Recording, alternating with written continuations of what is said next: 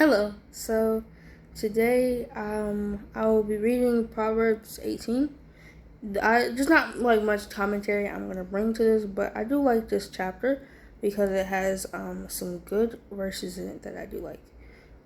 So yeah, and like for people, I mean not even for people who don't like read as much or don't have don't really know what to read. This could be a good video to hear certain verses. So yeah. I'm sorry if it's bright in the back. I'm facing. My back's towards a window, two windows. So yeah. Okay. I'm reading in the King James version. New King James version. A man who isolates himself seeks his own desire. He rages against all wise judgment. A fool has no delight in understanding, but in expressing his own heart. When the wicked comes contempt also, and with dishonor comes reproach. The words of a man's mouth are deep waters. The wellspring of wisdom is a flowing brook. It is not good to show partially to the wicked, or overthrow the righteous in judgment. A fool's lips enter into contention, and his mouth calls for blows. A fool's mouth is his destruction, and his lips are the snare of his soul. The words of the talebearer are like tasty trifles, and they go down into the inmost body. He who is slothful in his work is a brother to him who is the great destroyer.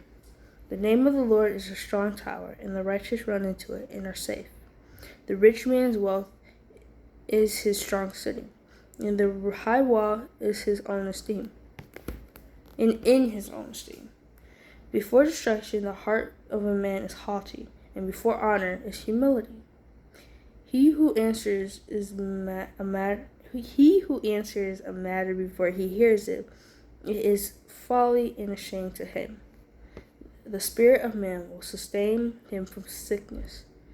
Oh my gosh. The spirit of a man will sustain him in sickness, but who can bear a broken spirit? The heart of the prudent acquires knowledge, and the ear of the wise seeks knowledge. A man's gifts make room for him, and brings him before great men. The first one to plead his cause seems right until his neighbor comes and examines him.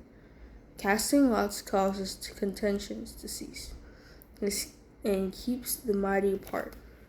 A brother offended is harder to win than a strong city. The contentions are like bars of a castle. A man's stomach shall be satisfied from the fruit of his mouth, from the produce of his lips he shall be filled. Death and life are in the power of the tongue, and those who love it will eat of its fruit. He who finds a wife finds a good thing, and obtains favor from the Lord. The poor man uses entreaties, but the rich answers roughly. A man who has friends must himself be friendly, but there is a friend who sticks closer than a brother. I do like those verses, specifically death and life are in the power of the tongue, and I do like he who finds a wife finds a good thing, but that kind of doesn't really that's not really for me because I'm not a man. But I'm sorry, it's not really for me because I'm a man. I said that quieter. I'm sorry. But I like Proverbs specifically because it's really really smart and potent stuff that you should know, and that it just it just says it right out there. And it was King Solomon, son of David, King David, who had written this. He also wrote Ecclesiastics in the end, towards the end of Psalms. It's really good to learn because he was a wise king, and he had a lot of wives, but he was a wise king. He did that to with monarchies. He tried to connect, not connect, but he tried to have what's it called, covenants. That's probably the biggest type of promise there is, an oath It's a really strong promise. That's why marriage is covenant. There's two people who promise to death shall they part and stuff like that. I think that's if I said it wrong, I'm sorry, but it's like a serious promise.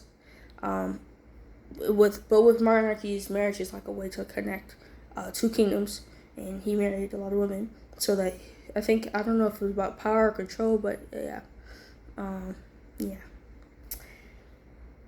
That was Proverbs. I kind of don't know what else to say.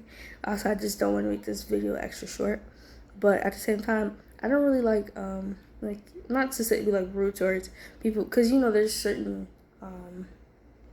what is it called? Sermons that are longer, and they give really good information. But I did this real quick because honestly I wanted to put out a video, and also just because this is I didn't read today, so I was just like, it would be fun to just read in the Bible, just the first time doing the video at the same time.